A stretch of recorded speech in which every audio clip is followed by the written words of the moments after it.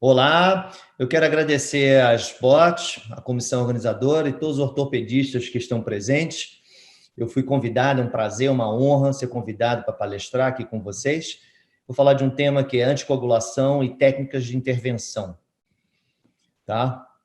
Meu treinamento em Boston. Nessa época, eu fiz o meu treinamento entre 97 e 2002. Não existia nenhum guidelines que era bem específico para dor. Os guidelines eram apenas relacionados à anestesia regional. E nessa época, a gente já sentia dificuldade de saber como você navegar e como você interromper ou não essas medicações relacionadas à anticoagulação.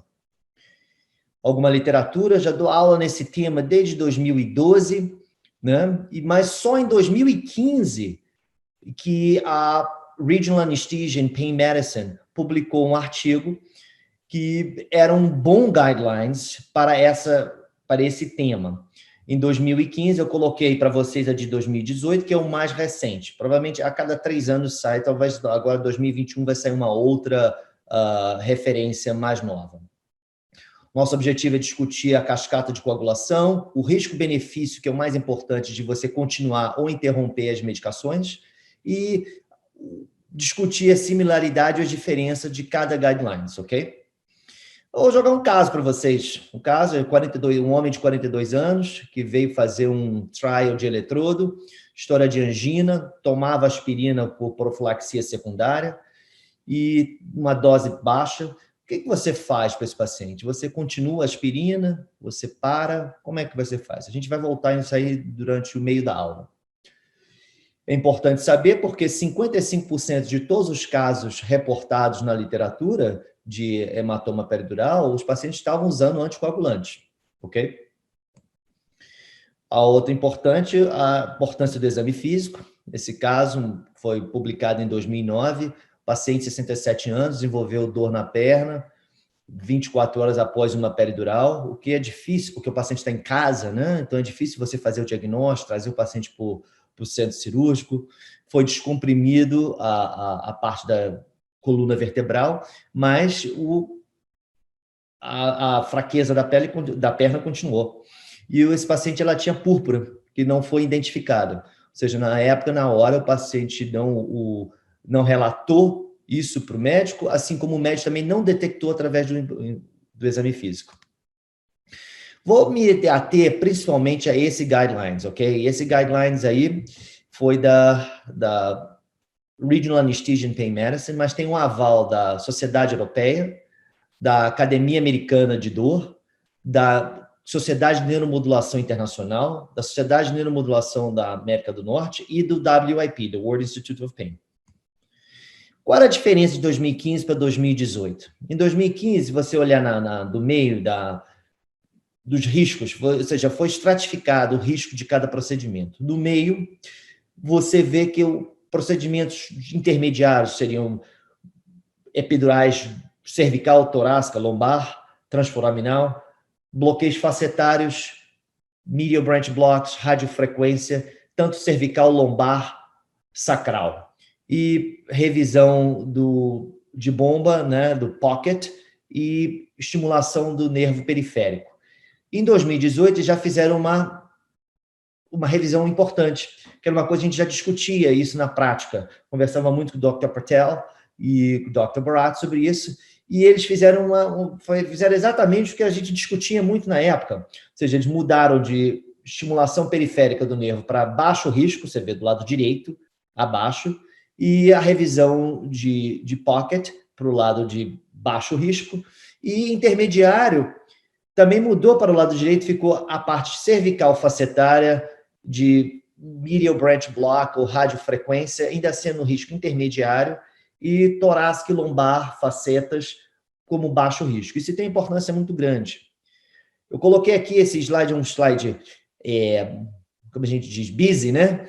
Mas importante por quê? Porque os procedimentos de alto risco, como eletrodo, eles preconizam a interrupção da aspirina. A aspirina que é profilaxia primária, então interromper 6 dias. Profilaxia secundária é importante você discutir com quem o médico está prescrevendo. Eles vão além, e eu acho que é importante, que eu já fazia isso na minha prática também, experimental, de uma forma experimental antes dos guidelines, e graças a Deus agora tem um guidelines para dar um embasamento. É redução, parada, interrupção dos anti-inflamatórios.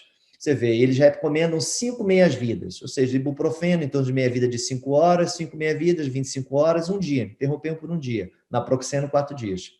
Então, essa é muito importante. Procedimentos de intermediário, risco intermediário ou de baixo, você não precisa interromper. A outra diferença é o cumarínicos. Como eles devem ser reduzidos por 5 dias para pacientes que estão sendo submetidos a procedimentos de alto risco ou de risco intermediário, mas não de baixo risco.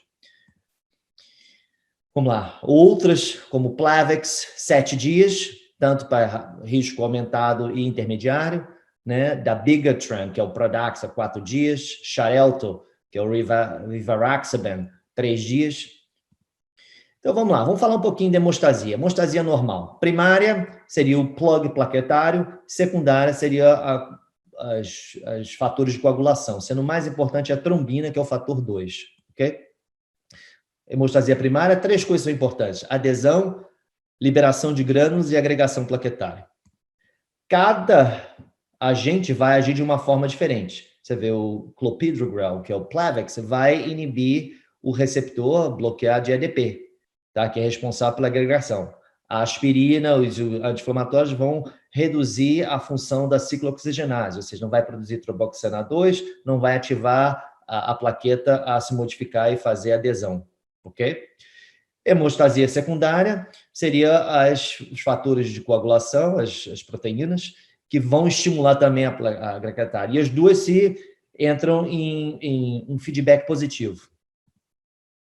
Cascata, não vou me ater muito a isso, mas eu vou mostrar em diferentes aspectos onde cada medicação age. Vamos lá, essa lista aí, para ficar para vocês, é todos os agentes antiplaquetários, anticoagulantes e trombolíticos que vão ter alguma interferência com o seu procedimento. Vamos falar do mais controverso, ok? Que seria o COX inhibitors, os inibidores da ciclooxigenase, a aspirina e os anti-inflamatórios. Vamos lá, existem 3 casos reportados na literatura de que houve hematoma peridural com pacientes que estavam apenas tomando anti-inflamatório, ok? Não há nenhum caso com o uso de ciclooxigenase 2 inibidores, né? O COX-2 inhibitors, que é o celecoxib. Então, comparando os guidelines, eu vou me ater um pouquinho mais no primeiro guidelines, que é o da nossa sociedade regional, fala que ele preconiza parar os anti-inflamatórios para procedimentos de alto risco e alguns intermediários, como epidural cervical e o gânglio estrelado, ok? Então, eu acho que depois de várias revisões, eu acho que isso aí é bem delicado e bem feito e bem preconizado, e eu tenho seguido bem essas regras. Claro que a nossa autonomia como médico é soberana, você faz o que for melhor para o paciente, mas essas seriam algumas recomendações. A aspirina, da mesma forma, profilaxia primária, é recomendado que seja interrompida a aspirina por 6 dias. Profilaxia secundária, no caso do nosso paciente, é discussão com o médico. Vamos lá, para Plavix, né, o inibidor do receptor ADP. Não existe muita controvérsia, você vê que todos os guidelines são muito semelhantes. 7 dias para Plavix, né, o clopidogrel, e 14 dias para ticlopidina. Vamos agora para os anticoagulantes, vitamina K, o antagonista da vitamina K, os cumarínicos. É preconizado parar 5 dias, mas para procedimentos de alto risco e de risco intermediário, ok? Essas são minhas filhas, na época que elas amavam os pais, né? Agora são adolescentes. E inibidores do fator 10, né? O inibidor do fator 10, que vai ativar a trombina, são as heparinas, né? E os diretos orais ou venosos diretos. Heparina, não existe muita controvérsia, 24 horas, antes, enoxaparina a nível terapêutico, 24 horas, profilático, 12 horas. E os diretos. Uma coisa que eu queria passar para vocês, toda vez que você vê uma medicação que se chama Chaban, Rivaroxaban, tem um X, não tem? É porque ele é um inibidor direto do fator 10. Tá? Então, rivaroxaban age no fator 10. Apixaban. So, rivaroxaban, aqui nos Estados Unidos é chamado de Xarelto, né? 3 dias.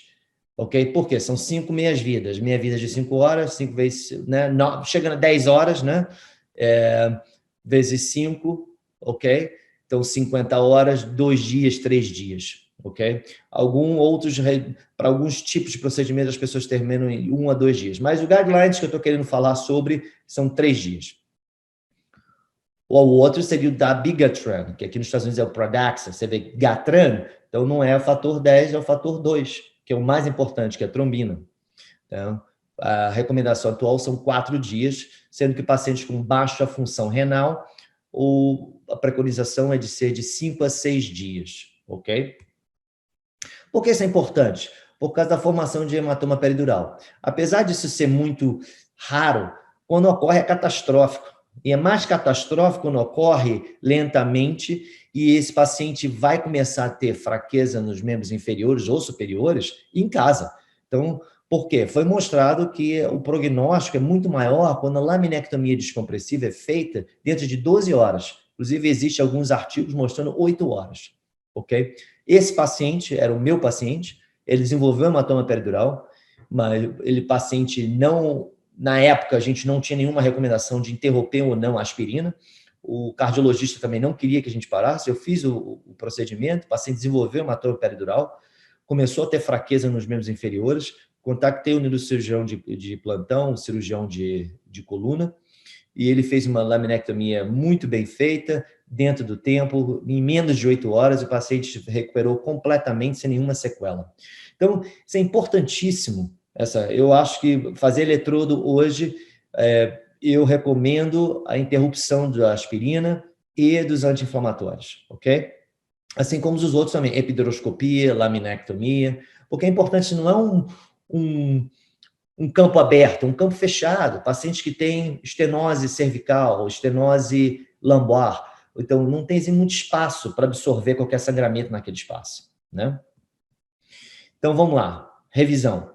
Os guidelines de 2018, que é um guidelines de várias sociedades juntas, estratificação por risco, alto risco, eletrodo, estimulação de dorsal root ganglia, bomba de morfina, vertebroplastia, quefoplastia, laminotomia percutânea, epideroscopia.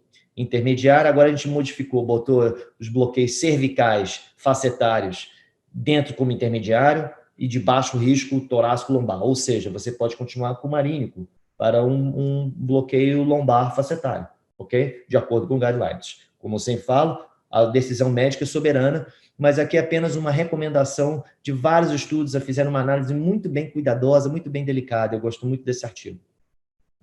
Como eu falei aqui, alto risco, preconiza interromper a aspirina 6 dias, anti-inflamatórios, de acordo com as 5 meias-vidas, cumarínicos, 5 dias para intermediário e alto risco. Né? Plavix, 7 dias, dabigatran, que seria o Pradaxa aqui, 4 dias, rivaroxaban, 3 dias, né? Seria o Xarelto. Muito obrigado, fico à disposição de vocês. Um abraço para todos. Tchau.